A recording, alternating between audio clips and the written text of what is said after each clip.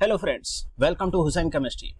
आज इस वीडियो में हम डिस्कस करने वाले हैं पेपर जो पीएचडी एंट्रेंस के लिए हुआ था 2020 में। ठीक है, तो आप सभी जानते हैं अलीगढ़ मुस्लिम यूनिवर्सिटी के अंदर जो पीएचडी का एंट्रेंस पेपर होता है उसके दो सेक्शन होते हैं, section A, section B. Section A के अंदर जो क्वेश्चन पूछे जाते हैं आज हम उनको आपको सॉल्व करने वाले हैं, यानी कि दिखाने वाले हैं और उनके बारे में डिस्कस भी करने वाले हैं और उसका क्या लेवल होता है वो भी आप ऑब्जर्व कर लोगे। और अभी आपको पता भी चल गया होगा कि 29 जून को एग्जाम की डेट फिक्स हो चुकी है। एमयू थोड़ा डिले चल रहा है, एक साल लेट चल रहा है और अदर यूनिवर्सिटीज के अकॉर्डिंग। ठीक है, तो देखा जाए तो किस तरीके से सेक्शन ए में सिर्फ रिसर्च मेथोडोलॉजी से क्वेश्चन होते हैं और जनरल बायोलॉजी से क्वेश्चन होते हैं, कैलकुलेशन से क्वेश्चन होते हैं। तो देखिए माइक्रोस्कोपी पे कुछ ज्यादा फोकस करा गया था 2020 में, तो 4 से 5 क्वेश्चन माइक्रोस्कोपी से ही पूछ लिए गए थे और भी ज्यादा क्वेश्चन थे। तो आप यहाँ पे ऑब्जर्व कर सकते हैं, जैसे कि पहला क्वेश्चन ही माइक्रोस्कोपी से पूछा है कि blue light is replace by the red light, the resolution power पर क्या इफेक्ट पड़ेगा। आप सभी जानते हैं अगर वेवलेंथ इंक्रीज होती है तो रिजोल्यूशन पावर क्या हो जाती है, डिक्रीज हो जाती है। तो आंसर सेकंड जाएगा। बहुत सिंपल क्वेश्चन आया था। फिर उन्होंने पीएच से रिलेटेड क्वेश्चन पूछ लिया। ठीक है, आंसर 99 गया। फिर थर्ड क्वेश्चन कॉन्फोकल माइक्रोस्कोपी से पूछा। ठीक है, जिसमें क्वेश्चन के आंसर भी लगे हुए हैं, बिल्कुल एक्यूरेट आंसर है, कहीं डाउट करने की कोई जरूरत नहीं है। ठीक है, कंप्रेस नेचुरल गैस के बारे में बताया गया, मीथेन होती है। ठीक है, तो आपको ये सब पता चल गया। देख मैंने कहा आपसे रिसर्च मेथोडोलॉजी से क्वेश्चन आएंगे। ठीक है, तो देखो ये रिसर्च मेथोडोलॉजी से क्वेश्चन नंबर 5 आया है। ठीक है, इस तरीके से क्वेश्चन नंबर 6 भी देख लीजिए। अब चलते हैं क्वेश्चन नंबर 7। बियर-लैम्बर्ट लॉ के ऊपर क्वेश्चन पूछ लिया। आपको सबको पता है कि स्पेक्ट्रोफोटोमेट्री होती है जो बियर-लैम्बर्ट लॉ पर काम करती है। क्वेश्चन नंबर वेजिटेशन सर्वे किसमें होता है, सिस्टमेटिक सैंपलिंग करी जाती है। और ये एक साइंटिफिक वर्ड्स नेम पूछा था, थोड़ा सा अच्छा कहें तो लेवल का क्वेश्चन था, टफ क्वेश्चन था। और हमेशा आपको एक चीज और बता दें कि बच्चे सोचते हैं कि पार्ट जो पेपर फर्स्ट होता है वो 40 क्वेश्चन होते हैं उसके अंदर और बच्चे को 40 क्वेश्चन में से मैक्सिमम स्कोर कर सकें और 40 क्वेश्चन ही पार्ट बी में पूछे जाएंगे, यानी कि दो पेपर होते हैं, section A, section B. Section A में भी 40 क्वेश्चन पूछे जाने हैं, सेक्शन बी में भी 40 क्वेश्चन पूछे जाने हैं और अल्टीमेटली आपको 20 नंबर का वाइवा देना है फिर बाद में। ठीक है, तो जो बच्चा इन तीनों को मिलाकर 50 प्लस स्कोर कर लेता है वो पीएचडी में एलिजिबल हो जाता है एडमिशन लेने के लिए। अब कट ऑफ बनती है। फिर मैं यही मतलब यहाँ पर ये कंसीडर करा जाता है अगर बच्चा 40 नंबर स्कोर कर लेता है अपने रिटन टेस्ट में, जो कि आपका ऑब्जेक्टिव टाइप का क्वेश्चन आने वाला है, 40 पार्ट ए के 40 पार्ट बी के। तो इसमें से अगर कोई बच्चा दोनों को मिला के 40 स्कोर कर लेता है, इसमें ऐसा नहीं है कि आपको पार्ट ए में भी 20 प्लस लाने हैं, पार्ट बी में भी 20 प्लस लाने हैं, दोनों मिलाकर 40 हो जाए तो वो बच्चा क्या होता है, क्वालिफाइड कर जाता है। और कुछ बच्चे ऐसे होते हैं जो गेट क्वालिफाइड हैं, नेट जेआरएफ क्वालिफाइड होते हैं, वो एग्जेम्प्टेड होते हैं। बट नुकसान वहां पर ये होता है कि जो बच्चे एग्जेम्प्टेड होते हैं उनको सिर्फ 40 मार्क्स ही मिलते हैं और जो बच्चे एग्जाम में अपीयर होते हैं अगर उनका मान लीजिए 50 नंबर आया है तो उनका 50 काउंट होते हैं और फिर 20 का इंटरव्यू होता है। तो जिस बच्चे का कट ऑफ के लिए अगर ज्यादा मार्क्स आएंगे तो वही उसी का सिलेक्शन हो जाएगा। कुछ बच्चों को ये गलतफहमी होती है कि अगर किसी के पास जेआरएफ है तो वो सोचता है कि मेरा सिलेक्शन तो 100% होगा। ऐसा कुछ भी नहीं है। ठीक है, क्योंकि आपको पता होना चाहिए कि अगर मान लो उसके तो 40 नंबर काउंट हुए बट एक नॉन जेआरएफ बच्चा है, उसके अगर वहां ही टेस्ट में 55 मार्क्स आ गए, ठीक है, अब 20 नंबर का क्या है, इंटरव्यू है और 20 नंबर का इसका भी इंटरव्यू। मान लीजिए इसको भी 15 नंबर मिले और इसको भी 15 मिले, तो कौन जीत गया, किसके हाईएस्ट स्कोरिंग बन गया, इसका। देखो ये बन चुका है कितना, 70 मार्क्स बन चुके हैं इस बच्चे के और इस बच्चे का कितना बना, कुल में 65 बना है और कितना बना है, 55 बना है। कितना बना है भाई, 55 बना है। तो इस बच्चे का जेआरएफ वाले बच्चे का सिलेक्शन नहीं होगा बट नॉन जेआरएफ वाले बच्चे का सिलेक्शन हो जाएगा। इसलिए गलतफहमी मत पालना कि अगर आपके पास जेआरएफ है तो आपका सिलेक्शन होगा, इसलिए एग्जाम देना बहुत जरूरी होता है। ठीक है, इस टाइप से देखो 7, 8, 9, 10 क्वेश्चन बहुत ही सिंपल क्वेश्चन पूछे गए हैं, कुछ टफ भी होते हैं और ऐसा कुछ भी नहीं है 40 नंबर लाना बहुत ईजी होता है, इससे ज्यादा लाना और 50-55 से ऊपर ज्यादा क्वेश्चन नहीं ला पाते हैं। हाईएस्ट इस बार लास्ट ईयर जब 2020 का एग्जाम हुआ था तो उसमें हाईएस्ट गया था 53 गया था, इससे ज्यादा क्वेश्चन नहीं आते हैं। ठीक है, तो मेरे भी वहां पे 51 क्वेश्चन सही हुए थे। ठीक है, ऐसा कुछ नहीं है, अगर आप ऑनेस्टी से मेहनत करते हो तो इजीली स्कोर कर जाओगे। देखो यहाँ पे देखो किस तरीके से 1-2 डाई के बारे में पूछा है, बोरेक्स क्राइम के बारे में पूछा है, किस तरीके से है, फ्यूजन के बारे में पूछा है, किस तरीके से प्लाज्मोगेमी कहा जाता है, डार्विन टॉप 20 सेंचुरी किसको बोला गया, सीधा एनसीईआरटी से क्वेश्चन ले लिया है। और ग्लोबल वार्मिंग होता है, मैं एक छोटा सा मिस्टेक करके इस क्वेश्चन को गलत कर आ गया। ठीक है, थोड़ा ज्यादा दिमाग लगा दिया और इस वजह से गलत हो गया। ठीक है, होती हैं सिली मिस्टेक्स होती हैं बट आप मोस्ट प्रोबेबल भी होता है कि आप अच्छे से पढ़े हुए हैं तो आपका सिलेक्शन इजीली हो जाएगा। ठीक है, पार्ट ए में जितना स्कोर कर सकते हो करो। जैसे कि अगर आप 30 से के आसपास भी पार्ट ए में स्कोर कर देते हैं बच्चे, तो उसका सिलेक्शन बहुत ज्यादा स्कोरिंग हो जाता है। और पार्ट बी होता है जो थोड़ा टफ आता है, as level two part A. यहाँ पे देख लिया आपने 14, 15, 16, 17, 18, 19 क्वेश्चन हो चुके हैं। Structure of biological molecules studies with the help of x-ray diffraction microscopy, सब कोई जानता है। मैंने कहा माइक्रोस्कोपी से कम 10 क्वेश्चन पूछे भाई साहबों ने, ठीक है। पता नहीं माइक्रोस्कोपी पे क्या ही इनका दिल आ गया, क्या पता नहीं क्या कर बैठे हैं, ठीक है। तो 10 क्वेश्चन पूछ लिए, और जिस बच्चे की माइक्रोस्कोपी अच्छी थी उसका सिलेक्शन होने के चांस भी इंक्रीज हो गए थे। मेरी माइक्रोस्कोपी अच्छी थी, इस वजह से मेरे सारे क्वेश्चन सही हुए थे माइक्रोस्कोपी के। अब आते हैं, देखिए कुछ क्वेश्चन ऐसे भी आ जाते हैं, माइक्रो न्यूट्रिएंट से बेस्ट क्वेश्चन आ गया, ठीक है। डायरेक्टली रटा हुआ क्वेश्चन है, किसी को याद होगा तो वो करेगा, अदरवाइज नहीं करेगा। DDT aluminium cans are example of non biodegradable pollutant के एग्जांपल होते हैं, हर कोई बच्चा जानता है। और देखो ये एनसीईआरटी से फिर पूछ लिया हॉट स्पॉट्स के बारे में, ईस्टर्न हिमालय और वेस्टर्न घाट, ठीक है। और क्रिटिकल पॉइंट ड्रायर यूज करा जाता है सेम में, ठीक है। और एक चीज और याद रखना, एक तो माइक्रोस्कोपी को अच्छे से याद करने के बाद एग्जाम में अपेयर हुई है, और एक इकोलॉजी, ठीक है। और कुछ जनरल जो डेट वगैरह हैं उनसे भी 1-2 क्वेश्चन आ जाते हैं, साइंटिस्ट का भी 1-2 क्वेश्चन आ जाता है, और रिसर्च मेथोडोलॉजी से पढ़कर जरूर आना है।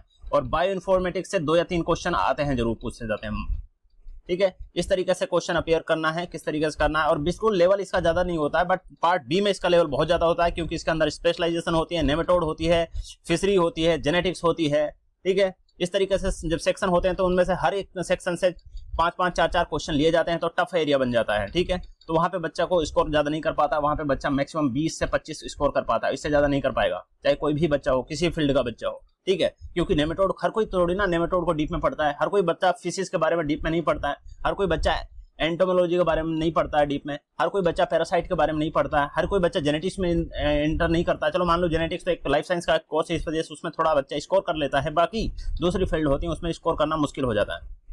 अब क्वेश्चन आता है the structure of protein molecule can be studies by, ठीक है। वही सेम क्वेश्चन उठाकर रख दिया, एक्सरे डिफ्रैक्शन यूज कर लिया जाता है, ठीक है। टंगस्टन फिलामेंट यूज करा जाता है। मैंने कहा आपसे माइक्रोस्कोपी को बहुत अच्छे से भर भर के पूछा इन्होंने। अब क्वेश्चन नंबर 26 देखिए, यहां पर ऑप्टिकल माइक्रोस्कोपी, फिर लोएस्ट रिजोल्यूशन पावर, फिर माइक्रोस्कोपी। मैंने कहा ना माइक्रोस्कोपी के तो पूरी तरह से दीवाने हो गए थे। एनिमल टिश्यू फिक्सेशन किसमें करते हैं? फॉर्मल्डिहाइड, हर किसी बच्चे को पता है। सेम में क्या चीज यूज नहीं होती? अल्ट्रा माइक्रोस्कोटोम यूज नहीं होती है, ठीक है। ये देखो वन वे ऑफ एनर्जी का वो होता है, और जैसे जैसे इसमें रूल लग जाता है 10% लॉस वाला। Nutrient are recycle in ecosystem by, किस तरीके बायो जो केमिकल साइकिल होती है, हर किसी बच्चे को पता है। मैंने कहा pathfinder is more than enough है, ठीक है, लेवल अच्छा है, बट माइक्रोस्कोपी इस बार बहुत ज्यादा पूछी थी। अब आते हैं कि एमयू टेस्ट को किस तरीके से क्वालिफाइड करा जाए। मैंने आपको बताया कि माइक्रोस्कोपी को अच्छे से पढ़ लेना है, नंबर दूसरा इकोलॉजी को बहुत अच्छे से पढ़कर आना है, और जेनेटिक्स को थोड़ा सा पढ़ना है। जेनेटिक्स से भी 1-2 क्वेश्चन बहुत अच्छे वाले पूछ लिए जाते हैं। हाइब्रिडेशन में ये जितने होते हैं dihybrid cross, monohybrid cross, trihybrid cross, इनसे पूछ लिया जाता है। सिंपल डेफिनेशन पूछ ली जाती है। मेंडेलियन जो क्रॉस इनहेरिटेंस होता है, इससे क्वेश्चन पूछ लिया जाता है। डिजीज पूछ ली जाती है कि कौन सी डिजीज किस तरीके से रिलेट कर रही है।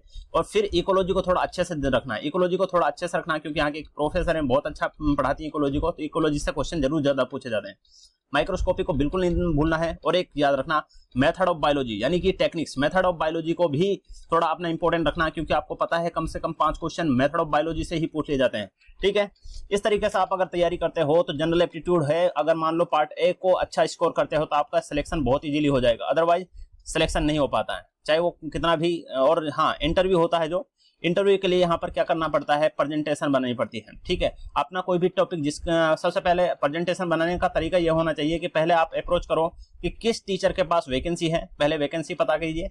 वैकेंसी पता होने के बाद फिर क्या करना है आप लोगों को कि उस फील्ड में किस चीज पर आप रिसर्च करना चाहते हैं, आपके रिसर्च आइडियाज क्या है, ठीक है, क्या करना चाहते हो, फ्यूचर में क्या करना चाह रहे हो आप, ठीक है। उसके लिए आप क्या बनाओ, एक सिनॉप्सिस टाइप्स का बनाइए, एक एसओपी बनाइए, ठीक है। एसओपी बनाने से उसमें से अपना एक प्रेजेंटेशन बनाइए, क्योंकि जब एग्जाम यहाँ पर आप प्रेजेंटेशन करोगे, 10 मिनट दिए जाते हैं एक बच्चे को प्रेजेंटेशन करने के लिए, और उसमें बहुत अच्छे अच्छे क्वेश्चन पूछे जाते हैं। बिल्कुल भी ऐसा नहीं है कि फ्री में नंबर किसी को नहीं बांटे जाते हैं, और ऐसा भी कोई नहीं है कि भाई इंटरनल तो हो जाएगा एक्सटर्नल नहीं होगा, ऐसा कुछ नहीं। अगर जो बच्चा मेहनत करता है और अच्छे रिप्रेजेंट करता है तो उसका सिलेक्शन जरूर होता है। अब आता है क्वेश्चन नंबर 31, देखिए, nutrient are recycle in the ecosystem by, कैसे होते हैं? बायोजियोकेमिकल होते हैं। बार बार रिपीट हो रहा है क्वेश्चन, ठीक है। ये स्ट्रिपिंग करी जाती है, आप सब जानते हैं, ऑर्डर कंपाउंड वगैरह के बारे में टेक्निक से क्वेश्चन पूछ लिया है, ठीक है। यहाँ पे प्लांट से पूछा है टोटल डिजोल्व सॉलिड्स के बारे में, थोड़ा सा ये पूछा है, क्योंकि आपको पता होना चाहिए कि जो पार्ट ए होता है ये सबके लिए कॉमन होता है, चाहे वो बायोकेमिस्ट्री का हो, बायोटेक्नोलॉजी का हो, चाहे वो बॉटनी का हो, जूलॉजी का हो, किसी भी लाइफ साइंस का हो, बायोडाइवर्सिटी का हो, किसी भी फील्ड का हो, पीएचडी के लिए पार्ट ए वाला क्वेश्चन पेपर है वो सभी के लिए कॉमन है, इसीलिए, ठीक है। इसीलिए उसका ज्यादा फोकस होता है इकोलॉजी पर, इन्वायरमेंट पर, उसका टेक्निक्स पर, माइक्रोस्कोपी पर, क्योंकि सब बच्चे इन चीजों को परफॉर्म करते हैं। देखो यहाँ पर फिर दोबारा से वो क्या कर दिया, माइक्रोस्कोपी पर आ गया, सेम टाइम, ठीक है। और आपको पता होना चाहिए कि एमयू के अंदर बहुत सी टेक्निक ऐसी हैं जो कराई जाती हैं, बहुत अच्छे लेवल पर कराई जाती हैं, ठीक है। अब आता है surface ultra structures can be studies by, किस तरीके से स्टडी कर सकते हैं, सेम से सरफेस के लिए करा जाता है। और 21 मार्च जो ऑब्जर्व है, ठीक है, वर्ल्ड फॉरेस्ट डे होता है। देखो मैं यहाँ पर कितना इजीली से हल्का सा क्वेश्चन गलत कर आ गया था, ठीक है, बट होते हैं एक दो मिस्टेक, मोस्टली हो जाती है, हर बच्चे से हो जाती है, ऐसा नहीं है कि नहीं कर पाते हैं। हमने भी अच्छा स्कोर किया इसमें, 31 क्वेश्चन सही थे मेरे पार्ट 1 में, बट मैंने छोटे एक दो क्वेश्चन और सही हो सकते थे मेरे, तो मैंने वो गलतियां करी, ठीक है। तो आप लोगों को रिपीट नहीं करना है।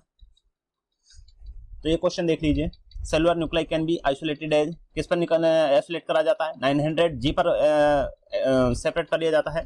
स्पेक्ट्रोफोटोमेट्री ऐसे को किस तरीके से परफॉर्म करा जाता है, ये भी आप लोगों को पता होना चाहिए, ठीक है। इस तरीके से 40 क्वेश्चन पूछे जाते हैं और 40 क्वेश्चन यहाँ पर हो गए हैं। अब हम पार्ट बी का भी देखो, ये आंसर शीट है, किस तरीके से आपको गोले भरने हैं, ये भी पूरी तरह से मैंने डाल दिए हैं यहाँ पर भी, ठीक है। तो आपको 40 में से जितना स्कोर खड़ा कर सकते हो आप खड़ा करना है, ईमानदारी से मेहनत करिए, लग जाइए, अभी 1 महीने है आपके पास, 1 महीने से ज्यादा दिन है, ठीक है। और मेहनत करते हो तो मेहनत का फल जरूर मिलता है, ऐसा नहीं है नहीं मिलता है, ठीक है। और मैंने आपको बता दिया है गेट एग्जाम्प्टेड और जो बच्चे एग्जाम दे रहे हैं उसका क्या फायदा, जो एग्जाम देता है वो हमेशा बेनिफिट में होता है, इसलिए एग्जाम नहीं छोड़ना चाहिए, हमेशा एग्जाम दो, ठीक है, ना कि एग्जामिनेशन पे बैठो, और अपना ईमानदारी से जितना आता है। अब एक चीज और बच्चों को डाउट रहता है, यार हमारे पास गेट नेट जेआरएफ तो है, बट अगर हमारे एग्जाम क्वालिफाइड नहीं होता क्या हम डिस्क्वालीफाइड हो जाएंगे? ऐसा नहीं है, अगर आप जेआरएफ हैं या नेट हैं, अगर आपका एग्जाम क्वालिफाइड नहीं होता है तब भी आपका सिलेक्टेड लिस्ट में नाम आएगा, ठीक है। बस इतना याद रखो कि आपको वहां पर फेल दिखाया जाएगा, बट आप एग्जेम्प्टेड हैं तो आपका इंटरव्यू भी होगा, आपका प्रेजेंटेशन भी होगा, ठीक है। अगर आपने अच्छा, अगर नेट जेआरएफ निकालने वाला काबिल बच्चा है तो इसका मतलब है कि वो इंटेलिजेंट है, ठीक है। इंटेलिजेंट तो इंटेलिजेंट होता है भाई। और अगर मेहनत कीजिए, और थोड़ी हमने ये वीडियो आप लोगों के लिए बनाई है तो इसको लाइक करिए, सब्सक्राइब करिए हमारे चैनल को, ताकि हम दूसरी अपलोड करें। इसका पार्ट भी जल्दी आने वाला है, अपलोड होने वाला है, ठीक है। और पीएचडी से रिलेटेड जो भी अपडेट होंगे वो यहाँ पर हम मेंशन करते रहेंगे, इसलिए हमारे चैनल को सब्सक्राइब कर लीजिए, हुसैन केमिस्ट्री को सब्सक्राइब करके रखें सभी, तो एमयू से रिलेटेड कोई भी न्यूज होगी तो हम अपलोड करते रहेंगे, ठीक है। और आप सभी का एडमिशन हो पीएचडी में, यही दुआ करते हैं हम सभी के लिए, ओके, ठीक है। लाइक और सब्सक्राइब करना मत भूलिए, क्योंकि हम अगर आपके लिए मेहनत करते हैं तो अगर थोड़ा सा आप बटन दबाने में क्या जाता है, दबा दीजिए, ठीक है, लगे रहिए, मेहनत करते रहो। Okay bye, thank you.